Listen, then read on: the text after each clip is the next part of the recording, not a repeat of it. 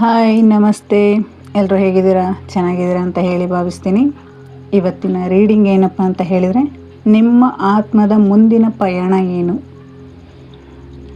ಇದರ ಅರ್ಥ ಏನು ಅಂತ ನಿಮಗೆ ಕನ್ಫ್ಯೂಷನ್ ಆಗ್ತಾ ಇರ್ಬೋದು. ಹೌದು, ಏನಪ್ಪ ಅಂತ ಹೇಳಿದರೆ, ಈಗ ನಿಮ್ಮ ಆತ್ಮ ಯಾವ ಸ್ಥಿತಿಯಲ್ಲಿದೆ ಅಂದರೆ, ನೀವು ಮಾನಸಿಕವಾಗಿ ಹೇಗಿದ್ದೀರಾ ಅಥವಾ ನಿಮ್ಮ ಜರ್ನಿ ಹೇಗೆ ಸ್ಟಾರ್ಟ್ ಆಗಿದೆ, ಇವಾಗ ಮುಂದೆ ಯಾವ ಬದಲಾವಣೆಯನ್ನು ನೋಡುತ್ತೆ.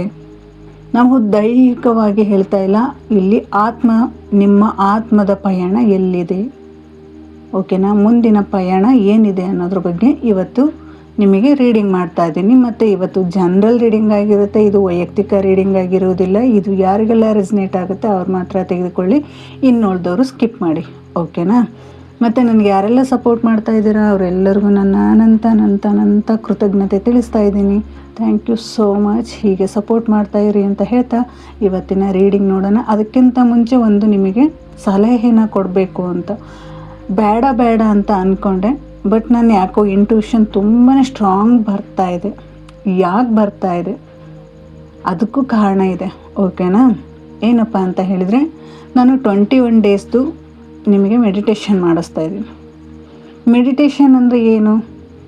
ನಿಮಗೆ ಒಂಥರ ಹೇಗೆ ಅಂದರೆ, ಎಲ್ಲರೂ ಕಣ್ಣು ಮುಚ್ಕೊಂಡು ಕೂರೋದು ಅದೇ ಮೆಡಿಟೇಷನ್ ಅಂತ ಅಂದ್ಕೊಂಡಿರ್ತೀರ.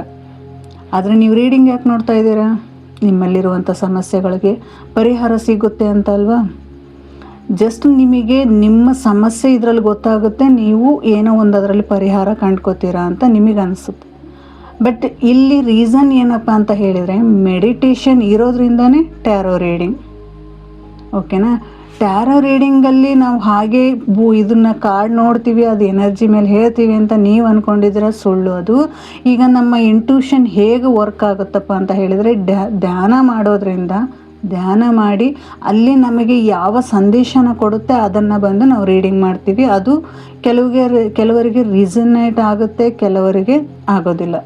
ಯಾಕೆ ಆಗೋದಿಲ್ಲ ಅಂತ ಹೇಳಿದರೆ, ಅವರಿಗೆ ಇದು ಆ ಜರ್ನಿ ಅಲ್ಲ ಅವ್ರದ್ದು, ಓಕೆನಾ? ಇಲ್ಲಿ ರೆಸ್ನೇಟ್ ಆದವರಿಗೆ ಅದು ಸ್ವಲ್ಪ ಒಂದು ಆಧ್ಯಾತ್ಮಿಕವಾಗಿ ಅವ್ರಿಗೆ ಒಲವಿದೆ, ಹಾಗಾಗಿ ಅವರಿಗೆ ರೆಸ್ನೇಟ್ ಆಗುತ್ತೆ, ಹಾಗಾಗಿ ಅವರು ಇದನ್ನು ನೋಡ್ತಾರೆ.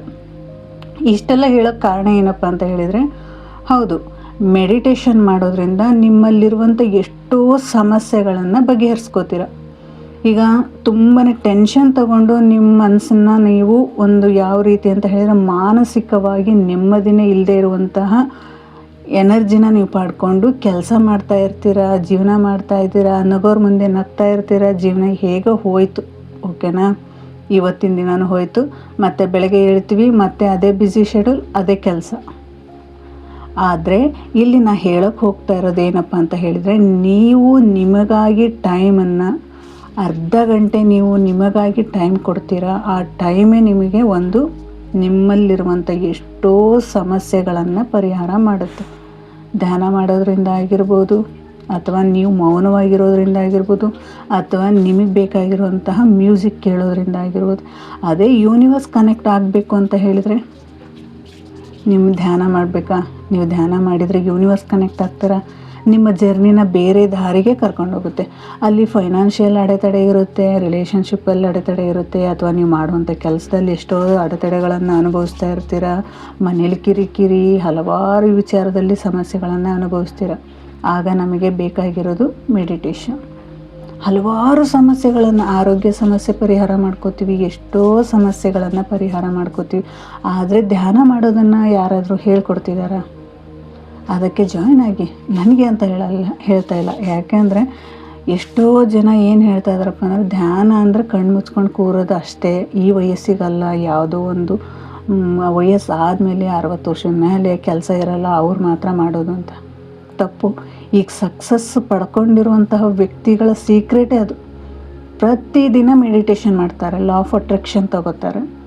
ಅವ್ರ ಜರ್ನಲಿಸಮ್ ಏನಾಗಿರುತ್ತಪ್ಪ ಅಂತ ಹೇಳಿದರೆ, ಮೆಡಿಟೇಷನ್ ಮಾಡೋದ್ರಿಂದ, ಅವರು ಲಾ ಆಫ್ ಅಟ್ರಾಕ್ಷನ್ ಇದು ಮಾಡೋದ್ರಿಂದ, ಮತ್ತು ರೇಖಿ ಅವರು ಕಲ್ತಿರ್ತಾರೆ. ಅವ್ರಿಗೆ ಹಲವಾರು ವಿಚಾರಗಳನ್ನು ತಿಳ್ಕೊಂಡು ಅವರು ಒಂದು ಸಕ್ಸಸ್ಸನ್ನು ಪಡೆದಿರ್ತಾರೆ ಜೀವನದಲ್ಲಿ ಎಲ್ಲ ರೀತಿಯೂ. ಈಗ ದೊಡ್ಡ ದೊಡ್ಡ ವ್ಯಕ್ತಿಗಳಿಗೆ ಸುಮ್ಮನೆ ಸಾಮಾನ್ಯವಾಗಿ ಯಾರೂ ಹೋಗಿಲ್ಲ. ಅವ್ರ ಹಣೆ ಬರದಲ್ಲಿ ಇತ್ತು ಹೋದರು ಅಂತ ಅಂದರೆ ಅವ್ರದ್ದು ಒಂದು ನಂಬರ್ಸ್ ಇರುತ್ತೆ, ಅವ್ರ ಹೆಸರಿನ ಮುಖಾಂತರ ಇರುತ್ತೆ, ಅಥವಾ ಅವರ ಗ್ರಹಗತಿಗಳಿಂದ ಅವರು ಮುಂದೆ ಹೋಗ್ತಾರೆ. ನೀವು ಟ್ಯಾರೋ ನೋಡಿ ಟ್ಯಾರೋದಲ್ಲಿ ಬಂದಿರುವಂಥ ಸಮಸ್ಯೆಗಳಿಗೆ ನನಗಿದು ಪರಿಹಾರ ಸಿಗುತ್ತೆ ಅಂತ ನೀವು ಅಂದ್ಕೊಂಡಿದ್ರೆ ಹೌದು, ಆಗಿನ ಮಟ್ಟಿಗೆ ನಾವು ಶಾಂತಿ ಸಿಗುತ್ತೆ. ಬಟ್ ಮುಂದೆ ಆ ಸಮಸ್ಯೆ ಕ್ಲಿಯರ್ ಆಗಿರುತ್ತಾ? ಇಲ್ಲ ಅಲ್ವಾ? ಅದು ನಿಮಗೆ ಬುಡದ ಸಮೇತ ಕ್ಲಿಯರ್ ಆಗಬೇಕು ಅನ್ನೋದಿತ್ತು ಅಂತ ಹೇಳಿದರೆ ಖಂಡಿತವಾಗಿಯೂ ಮೆಡಿಟೇಷನ್ ಮಾಡಿ.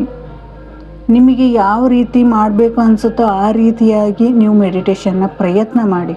ಓಕೆನಾ? ಅದು ಮಾಡೋದ್ರಿಂದ ನಿಮ್ಮಲ್ಲಿರುವಂಥ ಎಷ್ಟೋ ಸಮಸ್ಯೆಗಳನ್ನು ನೀವೇ ಬಗೆಹರಿಸ್ಕೋತೀರ. ನೀವೇ ಆ ಸಮಸ್ಯೆಗಳನ್ನು ಎದುರಿಸ್ತಾ ಇರೋದಂಥವ್ರು ನಾಳೆಗೆ ನೀವೇ ಅಂತೀರ ನಾನು ಇದ್ರ ಇಷ್ಟ ಆರಾಮದೆ. ನೀವು 4 ಜನಕ್ಕೆ ಹೇಳ್ತೀರ ಮೆಡಿಟೇಷನ್ ಮಾಡೋದ್ರಿಂದ ಹೀಗೆಲ್ಲ ಇಷ್ಟೆಲ್ಲ ಲಾಭ ಇರುತ್ತೆ ಅಂತ. ಓಕೆನಾ? ಇದು ನಿಮಗೆ ಹೇಗನ್ಸುತ್ತೋ ಗೊತ್ತಿಲ್ಲ, ಬಟ್ ನನಗೆ ನಾನು ಅನುಭವಿಸಿದಂತಹ ಖುಷಿ. ಓಕೆನಾ? ನಾನು ವರ್ಕ್ ಮಾಡ್ತೀನಿ, ಆ ವರ್ಕ್ ಮಾಡಿ ಮತ್ತೆ ನಾನೀಗ ಕೆಲಸ ಮಾಡ್ತೀನಿ. ಇದು ನನ್ನ ಮನಸ್ಸಿನ ಖುಷಿಗೋಸ್ಕರ. ಓಕೆನಾ? ನನಗೆ ತುಂಬಾ ಸಪೋರ್ಟ್ ಮಾಡ್ತಾಯಿದ್ದೀರ. ನೀವು ಸಪೋರ್ಟ್ ಮಾಡ್ತಾಯಿದ್ದೀರ ಅಂತ ಹೇಳಿದರೆ, ನಾನು ವಿಡಿಯೋ ನೋಡ್ತಾ ಇದ್ದೀರ ಅಂತ ಹೇಳಿದರೆ ನಿಮಗೂ ಒಂದು ಸಹಾಯ ಆಗಬೇಕು. ನೀವು ಹಾಗೆ ನೋಡಿ ಹಾಗೆ ಹೋಗೋದಲ್ಲ. ನಿಮ್ಮಲ್ಲಿರುವಂಥ ಎಷ್ಟೋ ಸಮಸ್ಯೆಗಳು ಬಗೆಹರಿಬೇಕು. ಅದಕ್ಕೋಸ್ಕರ ನಾನು ಒಂದೊಂದು ವಿಡಿಯೋದಲ್ಲಿ ರೆಮಿಡೀಸ್ ಹೇಳ್ತೀನಿ. ಆ ರೆಮಿಡೀಸನ್ನು ನೀವು ಅದನ್ನು ಉಪಯೋಗ ಮಾಡಿ, ಅದನ್ನು ನೀವು ಟ್ರೈ ಮಾಡಿ, ನಿಮಗೆ ಗೊತ್ತಾಗುತ್ತೆ ಅದರ ರಿಸಲ್ಟ್ ಏನು ಅನ್ನೋದು. ಓಕೆನಾ? ಸಾರಿ, ತುಂಬಾ ಮಾತಾಡಿದೆ ಅನಿಸುತ್ತೆ, ಆದರೂ ಪರವಾಗಿಲ್ಲ. ಈಗ ನನ್ನ ಇಂಟ್ಯೂಷನ್ ಪ್ರಕಾರ ನಿಮಗೆ ತಿಳಿಸ್ಬೇಕು ಅನ್ನೋದಿತ್ತು. ಈಗ ಬಂದಿರೋ ಇದನ್ನು ಅಷ್ಟೇ, ನನಗೆ ನಿಮ್ಮ ಆತ್ಮದ ಪಯಣ ಅಂತ ಹೇಳ್ತಾ ಇದೆಯಲ್ಲ, ಅದು ಸಹಿತ ಧ್ಯಾನಕ್ಕೆ ಸಂಬಂಧಪಟ್ಟಿರುವಂಥದ್ದೇ. ಅದು ನಾನು ಧ್ಯಾನಕ್ಕೆ ಕೂತಾಗ ನನಗೆ ಈ ಎನರ್ಜಿ ಬಂತು, ಇದನ್ನು ಹೇಳಬೇಕು ಅನ್ನಿಸ್ತು, ನಾನು ಹೇಳ್ತಾ ಇದ್ದೀನಿ. ಮತ್ತು ರೀಡಿಂಗು ಸಹಿತ ನಾನು ಇದನ್ನೇ ಮಾಡಬೇಕು ಅಂತ ನಾನು ಸ್ಟ್ರಾಂಗ್ಲಿ ಮೆಸೇಜ್ ಬಂತು. ಹಾಗಾಗಿ ನಾನು ಇದನ್ನು ನಿಮಗೆ ಹೇಳ್ತಾ ಇದ್ದೀನಿ. ಸಾರಿ ಹಾಗೇನಾರ ನಿಮಗೆ ಬೇಜಾರಾಗಿದ್ದರೆ. ಮುಂದೆ ರೀಡಿಂಗ್ ನೋಡೋಣ. Okay, thank you. ಓಕೆ, ಇವತ್ತಿನ ರೀಡಿಂಗ್ ಏನಪ್ಪ ಅಂತ ಹೇಳಿದರೆ, ಈಗ ನಿಮ್ಮ ಆತ್ಮದ ಪಯಣ ಏನು, ಮುಂದಿನ ಪಯಣ ಏನು ಅನ್ನೋದು ನಿಮಗೆ. ಓಕೆನಾ? ನೀವು ತುಂಬಾ ಸ್ಟ್ರೆಸ್ಸಲ್ಲಿರ್ತೀರ, ತುಂಬಾ ಮಾನಸಿಕವಾಗಿ ನೋವು ಅನುಭವಿಸ್ತಾ ಇರ್ತೀರ, ಯಾವುದೋ ಒಂದು ಸಮಸ್ಯೆಯಲ್ಲಿ ಇರ್ತೀರ. ಆ ಸಮಸ್ಯೆಯಿಂದ ಹೊರ ಬರಬೇಕು ಅಂತ ಹೇಳಿ ತುಂಬಾ ಪ್ರಯತ್ನವೂ ಸಹಿತ ಮಾಡ್ತೀರ. ಓಕೆನಾ? ಅದರಿಂದ ಹೊರ ಬರಬೇಕು ಅಂದರೆ ಏನು ಮಾಡಬೇಕು? ನಾನು ಒಂದೊಂದು ರೀಡಿಂಗಲ್ಲಿ, ಯಾಕಂದರೆ ನನಗೆ ಸ್ಟ್ರಾಂಗ್ಲಿ ಮೆಸೇಜ್ ರೆಮಿಡಿ ಹೇಳಲೇಬೇಕು ಅಂತ ಹೇಳಿ ನನ್ನ ಮನಸ್ಸಲ್ಲಿ ಬಂತು, ನನಗೆ ಇಂಟ್ಯೂಷನ್ ಕೊಡ್ತು ಅಂದರೆ ನಾನು ರೆಮಿಡೀಸ್ ಹೇಳೇ ಇರ್ತೀನಿ. ಓಕೆನಾ? ಓಕೆ, ಇಲ್ಲಿ 3 ಆಫ್ ಕಪ್ಸ್ ಬಂತು, ಇಲ್ಲಿ 4 ಆಫ್ ಸ್ವಾರ್ಡ್ಸ್ ಬಂತು, ಇಲ್ಲಿ 6 ಆಫ್ ಪೆಂಟಿಕಲ್ ಬಂತು, ಇಲ್ಲಿ 4 ಆಫ್ ಕಪ್ಸ್, ಇಲ್ಲಿ 8 ಆಫ್ ಪೆಂಟಿಕಲ್. Death card.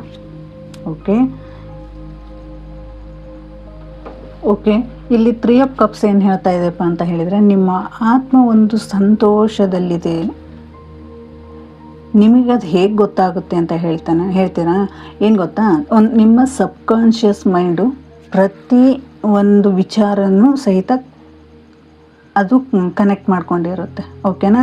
ಈಗ ನಿಮ್ಮ ಮನಸ್ಸಲ್ಲಿ ನೋವಿದೆ, ನಿಮ್ಮ ಮೈಂಡಲ್ಲಿ ಖುಷಿ ಇದೆ. ಓಕೆನಾ? ಅದು ಯಾವುದೋ ಒಂದು ವಿಚಾರಕ್ಕೆ ಕಾಯ್ತಾ ಇದೆ. ಓಕೆನಾ? ನಿಮ್ಮ ಆತ್ಮ ಯಾವುದೋ ಒಂದು ವಿಚಾರಕ್ಕೆ ತುಂಬಾ ಸಂತೃಪ್ತಿಯನ್ನು ಹೊಂದಿದೆ, ಸೆಲೆಬ್ರೇಷನ್ ಮಾಡ್ತಾ ಇದೆ, ಖುಷಿ ಪಡ್ತಾ ಇದೆ, ಒಂದು ಎಂಜಾಯ್ ಮಾಡಬೇಕು ಅನ್ನುವಂತಹ ಮನಸ್ಥಿತಿ ಇದೆ. ಬಟ್ ನೀವು ಏನು ಮಾಡ್ತಾ ಇದ್ದೀರಾ ಹೇಳಿ? ಅದು ಇರೋದನ್ನು ಬಿಟ್ಟು ಇಲ್ಲದೆ ಇರೋದ ಕಡೆ ಗಮನ ಕೊಡ್ತಾ ಇದ್ದೀರಾ. ಇಲ್ಲಿ ಅದು ಯಾಕೆ ಬಂತಪ್ಪ ಅಂತ ಹೇಳಿದರೆ, ಇಲ್ಲಿ ಸ್ವಾರ್ಡ್ಸ್ ಬಂತು. ಸ್ವಾರ್ಡ್ಸ್ ಏನು ಹೇಳುತ್ತಪ್ಪ ಅಂತ ಹೇಳಿದರೆ, ನಿಮ್ಮಲ್ಲಿರುವಂತಹ ಓವರ್ ಥಿಂಕಿಂಗ್, ಅಂದರೆ ನಿಮ್ಮ ಆತ್ಮ ತುಂಬಾ ಟಯರ್ಡ್ ಆಗಿದೆ, ಇರೋ ಖುಷಿನ ಅನುಭವಿಸೋಕ್ಕಾಗ್ತಾ ಇಲ್ಲ ನಿಮಗೆ. ಓಕೆನಾ? ಈಗಿರುವಂತಹ ಖುಷಿನ ನಿಮಗೆ ಅನುಭವಿಸೋಕ್ಕಾಗ್ತಿಲ್ಲ. ಯಾಕೆ ಅಂತ ಹೇಳಿದರೆ, ನೀವು ಒಂದು ಹೆಚ್ಚು ಓವರ್ ಥಿಂಕಿಂಗ್ ಮಾಡ್ತಾ ಇದ್ದೀರಾ. ನಿಮಗೆ ಯಾವುದೋ ಒಂದು ವಿಚಾರಕ್ಕೆ ಸೊಲ್ಯೂಷನ್ ಸಿಗ್ತಾ ಇಲ್ಲ. ಮತ್ತು ನೀವು ಧ್ಯಾನ ಮಾಡ್ತಾ ಇದ್ದೀರಾ, ಹೀಲಿಂಗ್ ಆಗ್ತಾ ಇದೆ, ನಿಮ್ಮ ದೊಡ್ಡದಾದ ಸಮಸ್ಯೆಗಳು ಕ್ಲಾರಿಟಿ ಬರ್ತಾ ಇದೆ. ಆದರೂ ಸಹಿತ ನಿಮಗೆ ನಿಮ್ಮ ಮನಸ್ಸು ಒಂದು ಟಯರ್ಡ್ ಆಗಿದೆ, ಒಂದು ರೆಸ್ಟ್ ಬೇಕು ಅಂತ ಹೇಳ್ತಾ ಇದೆ, ಮಾನಸಿಕವಾಗಿ ಒಂದು ರೆಸ್ಟನ್ನು ಬಯಸ್ತಾ ಇದೆ ಅದು. ಹಾಗಾಗಿ ಇಲ್ಲಿರುವಂತಹ ಖುಷಿನ ಅದು ನೋಡ್ತಾ ಇಲ್ಲ. ನಿಮ್ಮ ಆತ್ಮ ಏನು ಮಾಡ್ತಾ ಇದೆಯಪ್ಪ ಅಂತ ಹೇಳಿದರೆ, ಇಲ್ಲಿರುವಂತಹ ಖುಷಿನ ನೋಡ್ತಾ ಇಲ್ಲ. ನಿಮಗೆ ಬೇಕಾಗಿರೋದೇನು, ನಿಮಗೆ ಯಾವುದೋ ಒಂದು ಕೆಲಸದಕ್ಕೆ ಟೆನ್ಷನ್ ತೊಗೊತಾ ಇದ್ದೀರಾ, ಓವರ್ ಥಿಂಕಿಂಗ್ ಮಾಡ್ತಾ ಇದ್ದೀರಾ, ರೆಸ್ಟ್ಲೆಸ್ ಕೆಲಸ ಮಾಡ್ತಾ ಇದ್ದೀರಾ, ಯಾವುದೂ ನನ್ನದಲ್ಲ, ಯಾಕೆ ಈ ಥರ ನನಗೆ ಈ ಅನುಭವ ಆಗ್ತಾಯಿದೆ, ಯಾಕೆ ಇಷ್ಟೆಲ್ಲ ಸಮಸ್ಯೆಗಳನ್ನು ಅನುಭವಿಸ್ತಾ ಇದ್ದೀನಿ ಅಂತ ಹೇಳಿ ನಿಮಗೆ ಏನು ಅನ್ನಿಸ್ತಾ ಇದೆಯೋ ಹಾಗೆ ಆತ್ಮಕ್ಕೆ ಆ ಕಷ್ಟಗಳನ್ನೆಲ್ಲದಕ್ಕೆ ಬಗೆಹರಿಸ್ಕೊಳ್ಳುವಂತಹ ಶಕ್ತಿ ಇದೆ. ಓಕೆನಾ? ಆ ಶಕ್ತಿನ ಅದು ಸೆಲೆಬ್ರೇಷನ್ ಮಾಡಬೇಕು, ನಾನು ಖುಷಿಯಿಂದ ಇರಬೇಕು ಅಂತ ಹೇಳಿ ಅದು ಮಾಡ್ತಾ ಇದೆ. ಅದು ನಿಮಗೆ ಹೇಳ್ತಾ ಇದೆ, ನಿಮ್ಮ ಇನ್ನರ್ ವಾಯ್ಸ್ ಹೇಳುತ್ತೆ ನಿಮಗೆ, ನೀವು ಟೆನ್ಷನ್ ಮಾಡುವಾಗ ಇದೆಲ್ಲ ಏನು ಯಾವುದು ಲೆಕ್ಕನೇ ಇಲ್ಲ, ನಿನಗೆ ಯಾಕೆ ಇಷ್ಟೊಂದು ಟೆನ್ಷನ್ ತಗೊಂತಿ ಅಂತ ನಿಮ್ಮ ಒಳ ಮನಸ್ಸು ಹೇಳ್ತಾ ಇರುತ್ತೆ. ಬಟ್ ನೀವು ಏನು ಮಾಡ್ತಾ ಇದ್ದೀರಾ, ಇಲ್ಲ ನನಗೆ ರೆಸ್ಟ್ ಬೇಕು, ನನಗೆ ಟೆನ್ಷನ್ ಆಗ್ತಾಯಿದೆ, ನನಗೆ ಕಿರಿಕಿರಿ ಆಗ್ತಾಯಿದೆ, ಆರೋಗ್ಯ ಹಾಳು ಮಾಡ್ಕೋತಾ ಇದ್ದೀರಾ, ಸಮಸ್ಯೆಗಳ ಮೇಲೆ ಸಮಸ್ಯೆಗಳನ್ನು ಮಾಡ್ಕೋತಾ ಇದ್ದೀರಾ, ಇದು ಯಾವುದು ಬೇಡ ನನಗೆ ಅಂತ ಹೇಳಿ ಎಲ್ಲಾದರೂ ಹೋಗುವಂತಹ ಮನಸ್ಥಿತಿನ ಮಾಡ್ಕೋತಾ ಇದ್ದೀರಾ, ಅಷ್ಟೊಂದು ಕಿರಿಕಿರಿ ಮಾಡ್ಕೊತಾ ಇದ್ದೀರಾ. ಇದು ಯಾಕೆ ಅಂತ ಹೇಳಿದರೆ ಒಂದು ಓವರ್ ಥಿಂಕಿಂದ, ನಿಮ್ಮಲ್ಲಿರುವಂತಹ ಓವರ್ ಥಿಂಕಿಂದ. ನಿಮ್ಮ ಮುಂದೆ ನಿಮ್ಮ ಆತ್ಮದ ಪಯಣ ಏನು ಹುಡುಕ್ತಾ ಇದೆಯಪ್ಪ ಅಂತ ಹೇಳಿದರೆ ಒಂದು ಶಾಂತಿನ ಹುಡುಕ್ತಾ ಇದೆ, ನೆಮ್ಮದಿನ ಹುಡುಕ್ತಾ ಇದೆ, ಖುಷಿ ಇರೋದನ್ನು ಬಯಸ್ತಾ ಇದೆ. ಬಟ್ ಅಲ್ಲಿ ನಿಮಗೆ ನೀವು ಮಾಡ್ತಾ ಇರುವಂತಹ ತಪ್ಪು ಏನಪ್ಪ ಅಂತ ಹೇಳಿದರೆ ಇರೋ ಖುಷಿನ ಬಿಟ್ಟು ಇಲ್ಲದೆ ಇರೋದಕ್ಕೆ ಹೆಚ್ಚು ಯೋಚನೆ ಮಾಡ್ತಾ ಇದ್ದೀರಾ. ಎಷ್ಟು ವರ್ಷ ಬದುಕ್ತೀವಪ್ಪ ನಾವು? ಇವತ್ತು ಮಲಗಿದ್ರೆ ನಾಳೆ ನಾವು ಬೆಳಗ್ಗೆ ಹೇಳೋಕ್ಕಾಗಲ್ಲ ಅಲ್ವಾ? ಇವತ್ತು ಯಾವ ಖುಷಿ ಇದೆಯೋ ಅದನ್ನು ಅನುಭವಿಸ್ಬೇಕು. ನಮಗೆ ಅಂತ ನೀವು ಇಷ್ಟೇ ತಿಳ್ಕೊಂಡ್ರೆ ಸಾಕು. ನಿಮ್ಮ ಆತ್ಮಕ್ಕೆ ನಿಮಗೆ ಏನು ಖುಷಿ ಕೊಡಬೇಕೋ ಅದನ್ನು ಕೊಡಿ, ನಿಮ್ಮ ದೇಹಕ್ಕಲ್ಲ. ನಿಮ್ಮ ಆತ್ಮ ಖುಷಿಯಾಗಿತ್ತು ಅಂದರೆ ಯೂನಿವರ್ಸ್ ನಿಮಗೆ ಬೇಕಾದ ಕೊಡ್ತಾನೆ ಇವತ್ತು. ಓಕೆನಾ? ಅದನ್ನು ಹೇಳ್ತಾ ಇರೋದು ಇಲ್ಲಿ. ನಿಮ್ಮ ಆತ್ಮ ಏನು ಬಯಸ್ತಾ ಇದೆಯಪ್ಪ ಅಂತ ಹೇಳಿದರೆ ಖುಷಿನ ಅನುಭವಿಸ್ಬೇಕು, ನೆಮ್ಮದಿನ ನೋಡಬೇಕು, ನನಗೆ ರೆಸ್ಟ್ ಬೇಕು, ನನಗೆ ಅದು ಏನಾಗಿದೆ, ಬಾಡಿ ಟಯರ್ಡ್ ಆಗಿದೆ, ಮಾನಸಿಕವಾಗಿ ನೀವು ನೋವು ಅನುಭವಿಸ್ತಾ ಇರೋದನ್ನು ಆ ಆತ್ಮಕ್ಕೆ ತಡ್ಕೊಳಕ್ಕೆ ಆಗ್ತಾಯಿಲ್ಲ, ಅಷ್ಟೊಂದು ನೀವು ಸ್ಟ್ರೆಸ್ ತಗೋತಾ ಇದ್ದೀರಾ. ಓಕೆನಾ? ಅದರಿಂದ ಅದು ಏನಾಗ್ತಾ ಇದೆಯಪ್ಪ ಅಂತ ಹೇಳಿದರೆ ಇಲ್ಲಿ ಆ ಸಮಸ್ಯೆಯಿಂದ ನಾನು ದೂರ ಉಳಿಬೇಕು. ಅದು ಇರುವಂತಹ ಸಮಸ್ಯೆ ಎಷ್ಟೇ ಇರಲಿ, ನಾನು ಖುಷಿಯಿಂದ ಇರಬೇಕು, ನೆಮ್ಮದಿಯಿಂದ ಇರಬೇಕು. ಈ ಪ್ರಪಂಚದಲ್ಲಿ ಯಾವುದೂ ಬೇಡ, ನನಗೆ ನನ್ನ ನೆಮ್ಮದಿ ಬೇಕು ಅನ್ನುವಂತಹ ಮನಸ್ಥಿತಿನ ನಿಮ್ಮ ಆತ್ಮ ಕಂಡುಕೊಂಡಿದೆ. ಓಕೆ, ಇಲ್ಲಿ ನೆಕ್ಸ್ಟ್ ಏನು ಬರ್ತಾ ಇದಪ್ಪ ಅಂತ ಹೇಳಿದರೆ 6 ಆಫ್ ಕಪ್ಸ್. ಅಂದರೆ 6 ಆಫ್ ಕಪ್ ಏನು ಹೇಳುತ್ತಪ್ಪ ಅಂತ ಹೇಳಿದರೆ ನಿಮಗೆ ಒಂದು ಕರ್ಮನ ಬ್ಯಾಲೆನ್ಸ್ ಮಾಡಬೇಕಾಗಿದೆ ನೀವು. ಓಕೆನಾ? ನಿಮಗೆ ಒಂದು ಯೂನಿವರ್ಸು ಯಾವುದೋ ಒಂದು ಕರ್ಮನ ಇಟ್ಕೊಂಡು ನಿಮ್ಮ ಇದರಲ್ಲಿ ಬಂದಿದ್ರೆ, ಅಂದರೆ ನಿಮ್ಮ ರಿಲೇಷನ್ಶಿಪ್ ಆಗಿರ್ಬೋದು, ನಿಮ್ಮ ಹಣ ಸಮಸ್ಯೆ ಆಗಿರ್ಬೋದು, ಅಥವಾ ಬೇರೆ ಯಾವುದೋ ಒಂದು ವಿಚಾರಕ್ಕೆ ನೀವು ತುಂಬಾ ನಾ ಇಲ್ಲಿ ಹೇಳಿದಾಗೆ ಟೆನ್ಷನ್ ತಗೋತಾ ಇದ್ದೀರ. ಅಂದರೆ ಒಂದು ಕರ್ಮ ಅನ್ನೋದು ಬ್ಯಾಲೆನ್ಸ್ ಇದೆ ನಿಮಗೆ. ಓಕೆನಾ? ಆ ಕರ್ಮ ತೀರಿಸ್ಬೇಕು ಅಂತ ಹೇಳಿದರೆ ನೀವು ಈ ನೋವನ್ನು ಅನುಭವಿಸ್ಲೇಬೇಕು. ಈ ನೋವನ್ನು ಅನುಭವಿಸ್ಲೇಬೇಕು ಅಂದರೆ ನಿಮ್ಮ ಆತ್ಮಕ್ಕೆ ಒಂದು ನೆಮ್ಮದಿ ಬೇಕು ಅಂತ ಹೇಳಿದರೆ ಒಂದು ಧ್ಯಾನ. ಓಕೆನಾ?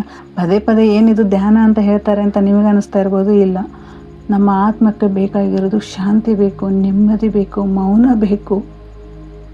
ನಮ್ಮಲ್ಲಿರುವಂತಹ ಎಷ್ಟೋ ಸಮಸ್ಯೆಗಳನ್ನು ಬಗೆಹರಿಸ್ಕೊಳ್ಳೋದು ಯಾವುದಪ್ಪ ಅಂತ ಹೇಳಿದರೆ ಮೌನ. ನಮ್ಮ ಮೌನನೇ ನಮಗೆ ಎಷ್ಟೋ ಸಮಸ್ಯೆಗಳನ್ನು ಪರಿಹಾರ ಮಾಡಿಕೊಡುತ್ತೆ. ಇಲ್ಲಿ ಸಹಿತ ನಿಮ್ಮ ಕರ್ಮ ಏನಿದೆಯೋ ಆ ಕರ್ಮನ ನೀವು ತೀರಿಸಲೇಬೇಕು. ಅದು ಕರ್ಮ ಕಡಿಮೆ ಆಗಬೇಕು, ತೀರ್ಸೋದೇ ಅಲ್ವಾ? ಆ ಕರ್ಮನ ಕಡಿಮೆ ಮಾಡ್ಕೋಬೇಕು ಅಂತ ಹೇಳಿದರೆ ಮತ್ತು ಅದು ಯಾವ ರೀತಿ ಬ್ಯಾಲೆನ್ಸಿಂಗ್ ಮಾಡಬೇಕು ನೀವು ಅನ್ನೋದನ್ನು ಸಹಿತ ಇಲ್ಲಿ 3 ಆಫ್ ಪೆಂಟಿಕಲ್ ಅಂದರೆ 6 ಆಫ್ ಪೆಂಟಿಕಲ್ ಹೇಳ್ತಾ ಇದೆಪ್ಪ ಅಂತ ಹೇಳಿದರೆ ಫೈನಾನ್ಷಿಯಲ್ ಬ್ಯಾಲೆನ್ಸ್ ಮಾಡ್ಬೋದು, ಅಥವಾ ಅನ್ಎಕ್ಸ್ಪೆಕ್ಟೆಡ್ ಸಪೋರ್ಟ್ ನಿಮಗೆ ಕೂಡ ಸಿಗಬಹುದು. ಅಂದರೆ ನಿಮಗೆ ನಿಮ್ಮ ಕರ್ಮನ ಬ್ಯಾಲೆನ್ಸಿಂಗ್ ಮಾಡಿದರೆ ಅದರಿಂದ ನಿಮಗೆ ಅನ್ಎಕ್ಸ್ಪೆಕ್ಟೆಡ್ ಆಗಿ ನಿಮಗೆ ಏನೋ ಒಂದು ಸಿಹಿ ಸುದ್ದಿ ಸಿಗ್ಬೋದು, ಅಥವಾ ಒಂದು ಸಪೋರ್ಟ್ ನಿಮಗೆ ಸಿಗ್ಬೋದು ಅಂತ ಹೇಳ್ತಾ ಇದ್ದಾರೆ. ಅಂದರೆ ಇಲ್ಲಿ ಎಮೋಷ್ನಲ್ ಸಹಿತ ಬ್ಯಾಲೆನ್ಸ್ ಆಗಿರಬೇಕು. ಅಂದರೆ ಎಮೋಷ್ನಲ್ ಬ್ಲ್ಯಾಕ್ ಆಗಿರ್ಬೋದು ರಿಲೇಷನ್ಶಿಪ್ಪಲ್ಲಿ. ಇನ್ನು ಮುಂದೆ ಏನು ಅನ್ನೋದಂತೂ ನಿಮ್ಮ ಆತ್ಮದ ಪಯಣ. ಅಂದರೆ ನಿಮ್ಮ ಆತ್ಮಕ್ಕೆ ಅದು ಅನ್ನಿಸ್ತಾ ಇದೆ, ಅದು ಕರ್ಮ ಕಳೆಯೋವರೆಗೂ ಅದು ಅನುಭವಿಸ್ಬೇಕು, ನಿಮ್ಮ ಜೊತೆ ಅದು ಸಹಿತ ಅನುಭವಿಸ್ಬೇಕು. ಈಗ ಅಂತಾರಲ್ವ, ನಿನ್ನ ಕರ್ಮ ಹಾಗೆ, ಅದು ನಿನ್ನ ಕರ್ಮ ಕಳೆಯೋವರೆಗೂ ನೀನು ಅದೇ ಥರನೇ ಇರೋದು ಅಂತ ಹೇಳ್ತಾರಲ್ಲ. ಯಾವ ಜನ್ಮದ್ದೇನಪ್ಪ ಅಂತಾರಲ್ವ, ಅದೇ ರೀತಿ ಒಂದು ಜನ್ಮದ್ದಾಗಿರ್ಬೋದು, ಅಥವಾ ನಮ್ಮ ತಂದೆ ತಾಯಿ ಈ ಜನ್ಮದಲ್ಲೇ ನಮ್ಮ ಯಾರಿಗೋ ನೋವು ಕೊಟ್ಟಿರ್ತೀವಿ, ಕಿರಿಕಿರಿ ಮಾಡಿರ್ತೀವಿ, ಅವ್ರ ಕಣ್ಣೀರು ಅವ್ರ ನೋವು ನಮಗೇನಾಗುತ್ತೆ ಅಂತ ಹೇಳಿದರೆ ಅದು ನಮಗೆ ಒಂದು ಬ್ಲ್ಯಾಕ್ ಎನರ್ಜಿಯಾಗಿ ಕನ್ವರ್ಟ್ ಆಗುತ್ತೆ. ನಮ್ಮ ಲೈಫಿಗೆ. ಈಗ ಎಷ್ಟೋ ಕೆಲಸಗಳು ನಿಮಗೆ ಹೋದರೂ ಆಗ್ತಾ ಇಲ್ಲ ಅಂದರೆ ಹೇಳಿದರೆ ಅದು ನಿಮಗೆ ಅಡೆತಡೆಯಾಗಿ ನಿಂತಿರುತ್ತೆ. ಓಕೆನಾ. ಇಲ್ಲಿ ಯಾವುದೋ ಒಂದು ವಿಚಾರಕ್ಕೆ ನಿಮಗೆ ಒಂದು ಕರ್ಮನ ಬ್ಯಾಲೆನ್ಸ್ ಮಾಡೋದಿದೆ. ಆ ಬ್ಯಾಲೆನ್ಸಿಂಗಾಗಿ ಇರೋದಕ್ಕೆ ನಿಮಗೆ ನಿಮ್ಮ ಆತ್ಮ ಹೇಳ್ತಾ ಇದೆ. ನಿಮಗೆ ನಿಮ್ಮ ಆತ್ಮ ಪದೇ ಪದೇ ಹೇಳ್ತಾ ಇದೆ, ಇದನ್ನು ಬ್ಯಾಲೆನ್ಸ್ ಮಾಡು ಅಂತ ನಿಮಗೆ ಹೇಳ್ತಾ ಇದೆ. ಆ ಕರ್ಮ ತೀರೋವರೆಗೂ ನಿಮಗೆ ಏನಪ್ಪ ಅಂತ ಹೇಳಿದರೆ ಯೂನಿವರ್ಸಿಂದ ನಿಮಗೆ ಸಪೋರ್ಟ್ ಸಿಗುತ್ತೆ. ಓಕೆನಾ. ಯಾವ ಥರ ಸಿಗುತ್ತೆ? ಎಲ್ಲದೂ ಇದೆ ನಿಮ್ಮ ಹತ್ರಗೆ, ಆದರೂ ಸಹಿತ ಏನೂ ಇಲ್ಲ ಅಂತ ಹೇಳಿ ಕೈ ಕಟ್ಕೊಂಡು ಕೂತಿದ್ದೀರ. ಇಲ್ಲದೇ ಆಗಿರೋದು ಅಲ್ವಾ. ಇಲ್ಲಿ ಕರ್ಮ ಏನಿದೆ, ಈ ಕರ್ಮ ಇದೆಯಲ್ಲ, ಈ ಕರ್ಮ ತೀರೋವರೆಗೂ ನಿಮಗೆ ಎಷ್ಟೇ ಇದ್ದರೂ ಅದನ್ನು ಅನುಭವಿಸೋಕ್ಕಾಗೋದಿಲ್ಲ. ನಿಮ್ಮ ಸಕ್ಸಸ್ ಆಗಿದೆ, ಗ್ರೋತಲ್ಲಿದ್ದೀರಾ, ಪ್ರೀತಿ ಇದೆ, ಎಮೋಷ್ನಲಿ ತುಂಬಾ ಚೆನ್ನಾಗಿದ್ದೀರಾ, ಎಲ್ಲರ ಜೊತೆನೂ ತುಂಬ ಸಪೋರ್ಟಿವ್ ಆಗಿದ್ದಾರೆ, ನೀವು ಕೆಲಸ ಮಾಡೋ ಜಾಗದಲ್ಲಿ ತುಂಬ ಚೆನ್ನಾಗಿದೆ, ನಿಮ್ಮ ಮನೇಲಿ ತುಂಬ ಚೆನ್ನಾಗಿದ್ದಾರೆ, ನಿಮ್ಮ ರಿಲೇಷನ್ಶಿಪ್ಪಲ್ಲಿ ತುಂಬ ಚೆನ್ನಾಗಿದೆ. ಆದರೂ ಸಹಿತ ನೀವು ಯಾಕೆ ಈ ಥರ ಕೂತಿರೋದು?